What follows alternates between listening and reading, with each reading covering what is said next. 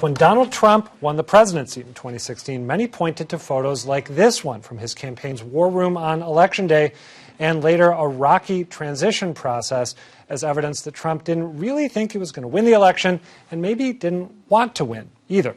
But my next guest argues that narrative is all wrong, that Trump's election was much more than just a publicity stunt gone too far, and that it was, in fact, a plan more than a decade in the making.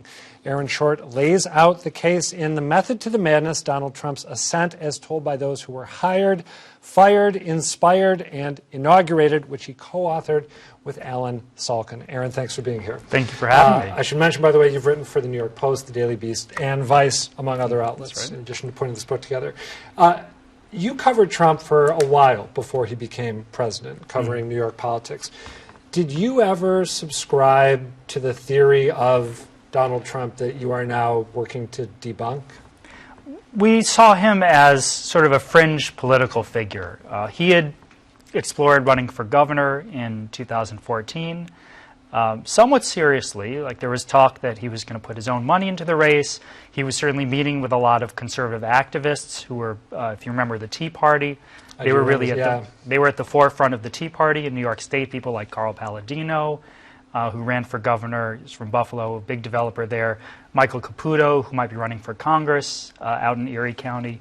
They wanted him to run against Andrew Cuomo because they thought, well, Donald Trump's charismatic. He can spend money on his own campaign, and he would go toe-to-toe with the governor. So when you covered that, right? You covered that dalliance that he had. In covering that, did you think to yourself at the time, this guy's really serious, and if it's not the governor's race, keep an eye on him down the road? Or did you think this guy's a dilettante and a blowhard who's all about gratifying his own ego? You can write him off. I thought it was interesting that he was becoming more political. You could see it. I remember back in 1999 when he ran, or he was thinking about running for the Reform Party, following in Ross Perot's footsteps. I actually attended this event at the University of Pennsylvania. The Hardball with Chris Matthews went around to college campuses in '99, sort of talking with, again, fringe candidates. I know at Harvard he did a talk with, I believe, Jesse Ventura. The second talk he did, which is a live taping, was with Donald Trump at Penn, where I went, and actually saw it live and was thinking, oh, that's interesting. This developer that we've all heard about is now thinking about politics. So it was always in the back of my head that this guy wants to be president. I didn't think that he was going to get it together to advance far in the Republican primary. You mentioned a couple of your key pieces of evidence that Trump winning in 2016 was the culmination of a long and fairly deliberative process. You also mention, along with your co-author in the book, the example of his foray, I shouldn't say foray because that makes it sound tentative, his aggressive dive into birtherism, into suggesting falsely that President Obama was not, in fact, born in the United States. I'm guessing most of our audience members remember this stuff, but it's worth taking a look at how Donald Trump was talking about President Obama's ancestry before he became President Trump. If he wasn't born in this country, which is a real possibility, then he has pulled one of the great cons in the history of politics. Your sources in the book, which you guys structure as sort of an oral history, you provide narrative glosses and then you hear from people who are close to the president. Your sources, if I read it correctly, part ways on whether President Trump really believed that President Obama was, say, born in Kenya, or whether he was doing this as a way of firing up people he wanted to fire up without actually believing it. Where did you come down? Donald Trump lost a lot of friendships during this period. Donnie Deutsch was apoplectic at the fact that he continued to outwardly display this form of racism on national television. Host, right? The CNBC, and friend of his at the time. And they cut off contact after that. A lot of former apprentice candidates who worked for him, who knew him behind the scenes, basically cut him off at that point. Kwame Jackson, Randall Pickett, they were just dismayed by this kind of behavior. It's the same playbook he's using now with the four progressive congresswomen too. I want to get to the four congresswomen who include Ayanna Pressley from Massachusetts in a moment. But so what? Just to press you a little bit, what do you think he really believed? Do you think he said to himself, "Man, I don't know if Barack Obama was really born in Hawaii," or did he say to himself, here's a little theory that is percolating on the fringes of the right. I can leverage this thing and benefit from it. If you had to pick one, which would be? It's hard to say because he continued to say this well into the election cycle. A week before the November 2012 election, he was perpetuating this myth. Mika Brzezinski said that he basically was just doing this to get votes. Don't take it seriously. Don't take it seriously. I'm just doing this because it works. But you're still not sure either way. He's susceptible to conspiracies. We've seen this again and again. I think this is one where it sounded true enough to him.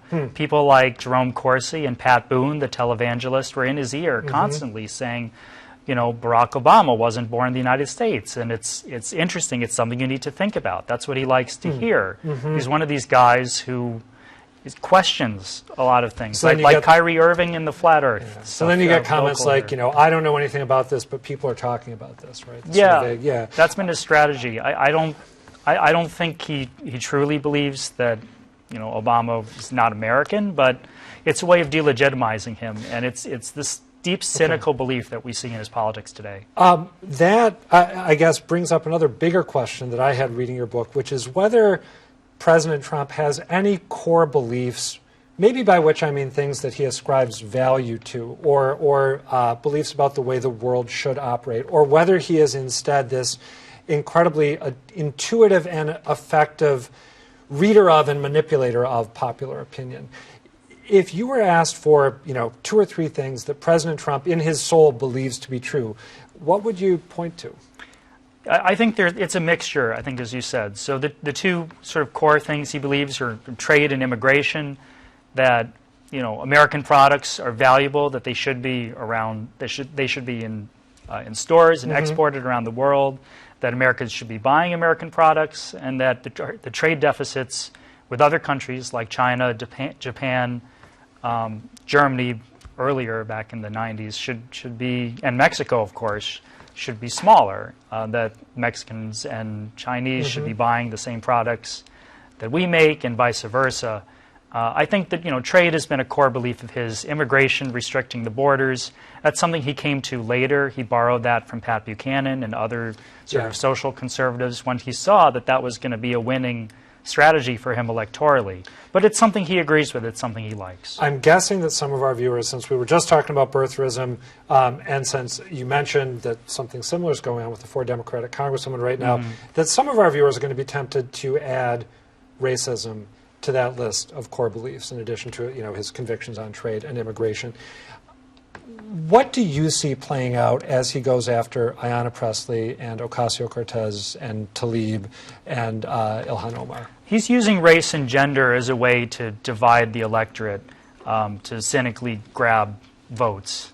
I think that's what's happening. It's the playbook that he's used, that he was trying to use in 2011 to get a larger share of the Republican Party vote in a crowded primary then. It didn't work to a certain extent. Mitt Romney elbowed him out.